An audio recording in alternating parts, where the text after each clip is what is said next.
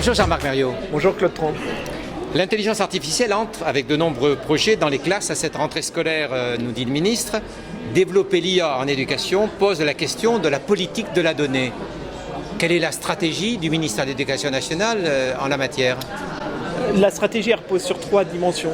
La première, c'est la question de la protection de la donnée, donc être en capacité, et le ministre a bien identifié aussi cet enjeu de protection de données et tout le travail qui est fait aujourd'hui, entre autres par le délégué à la protection des données, est un élément central dans notre capacité à pouvoir protéger au mieux la donnée des élèves. Donc ça, c'est un premier élément. Le deuxième élément est des outils aujourd'hui qu'on va faire évoluer tels que le GAR, la gestion d'accès aux ressources, sur l'anonymisation des données en lien avec les ressources et avec l'utilisation d'un certain nombre d'outils, va réellement dans ce sens-là. Donc ça, c'est comment on est en capacité de pouvoir réellement renforcer ce cadre de confiance dans un travail très étroit avec l'ensemble des acteurs, que ce soit avec les collectivités qui sont amenées à pouvoir aussi administrer des espaces numériques de travail, ou encore les entreprises, bien évidemment.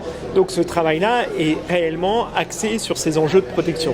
Le deuxième enjeu repose sur la question de la valorisation de ces données et cette capacité à pouvoir exploiter ces données. Aujourd'hui, donc plus qu'une politique de la donnée, c'est un enjeu de gouvernance de la donnée.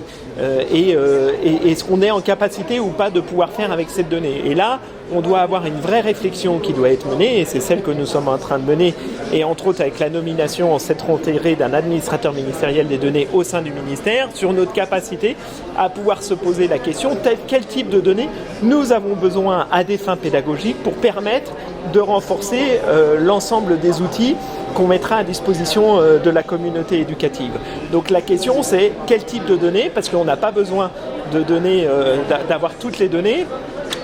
La question, entre autres, l'enjeu du big data qui était de dire on va utiliser toutes les données, on doit être aussi dans une approche différente par rapport à ça, qui repose sur des enjeux de minimisation de la donnée, de captation de la donnée, et donc toutes ces questions-là, elles doivent bien évidemment être intégrées dans un enjeu de gouvernance de la donnée, et donc là-dessus, il faut qu'on soit en capacité de pouvoir réellement porter aussi une vraie politique sur ces enjeux-là. Et je finirai sur le 3e pilier, qui est la dimension éthique, et qui est la dimension sûrement la plus englobante et la plus importante par rapport à ce que nous sommes en train de mettre en place, à travers, entre autres, la création du comité d'éthique sur la donnée d'éducation, qui doit nous permettre de nous reposer un certain nombre de questions sur comment exploiter cette donnée et comment être en capacité de pouvoir vraiment garantir le fait que tout ça s'inscrive dans un réel cadre éthique. Alors ce comité d'éthique va être installé quand et qui va le présider ? Il va être installé à la rentrée. Le ministre l'a annoncé